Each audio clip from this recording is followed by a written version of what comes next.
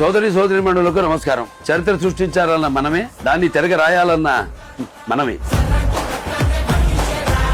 ఇప్పుడు చారిత్రాత్మక ప్రక్రియలో పాల్గొనే అవకాశం వచ్చింది. అవును, మన రాష్ట్రంలో జనాభా గణన 2027 ప్రారంభమైంది. ఈ ప్రక్రియ 2 దశల్లో జరుగుతుంది. But both are not same. మొదటి దశలో ఇండ్ల గణన జరుగుతుంది. దీనిలో భాగంగా ఏప్రిల్ 16 నుండి 30 వరకు మీరే స్వయంగా మీ వివరాలను SC పోర్టల్ sc.census.gov.in లో స్వయంగా నమోదు చేసుకునే అవకాశం ఉంది. ఈ పోర్టల్ చాలా సులువైనది. No troubles brother. సమయం లేదు మిత్రమా, ఈ అవకాశాన్ని వినియోగించుకోండి.